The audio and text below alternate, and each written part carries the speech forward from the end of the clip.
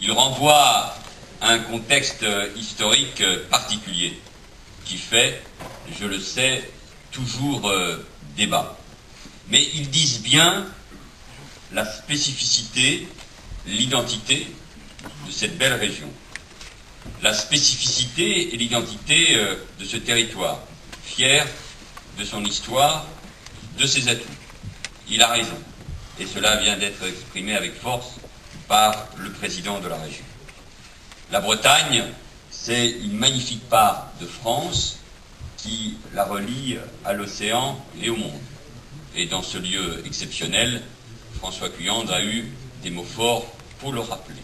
Et il l'a fait d'ailleurs devant Louis Le Pinsec, Premier ministre chargé de la mer en 1981, et que j'ai évidemment plaisir et bonheur à saluer. La Bretagne, c'est aussi une terre qui a fourni tant de femmes et d'hommes courageux qui ont servi la France, qui ont contribué à la bâtir, à la nourrir et à la faire rayonner. Et j'ai donc beaucoup de plaisir à vous retrouver car j'étais en effet parmi vous il y a moins d'un an. J'étais venu une nouvelle fois comme ministre de l'Intérieur vous rencontrer et échanger dans les terres d'Armor et d'Argoat, ici à Brest, mais aussi à Quimper, à Quimperlé, à Morlaix, à Pontivy, à Saint-Brieuc ou à Rennes. J'avais alors mesuré les conséquences des chocs économiques et sociaux qui, peut-être plus qu'ailleurs, ont déstabilisé les territoires. Plus qu'une secousse, ils furent au fond les révélateurs d'une mutation profonde qui menace un certain modèle breton. Il y a un an, vous m'aviez fait part de vos inquiétudes, de vos attentes. Vous m'aviez surtout dit votre ambition pour relever les défis qu'il y avait devant vous, devant nous. Nous sommes un an après le pacte d'avenir.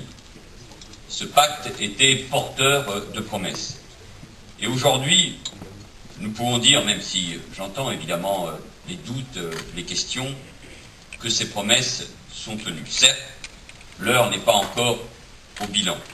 Les problèmes ne sont pas tous réglés. Mais avec le pacte d'avenir, avec le contrat de plan État-région 2015-2020, dont les engagements seront signés dans un instant, avant que l'Assemblée régionale ne se prononce, nous voulons dire que l'État et la région sont et seront au rendez-vous des engagements pris en 2013.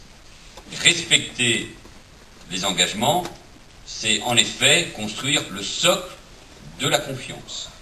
Car comme le reste du pays, c'est de confiance dont la Bretagne a besoin. Vous l'avez rappelé, cher Pierrick Massiot,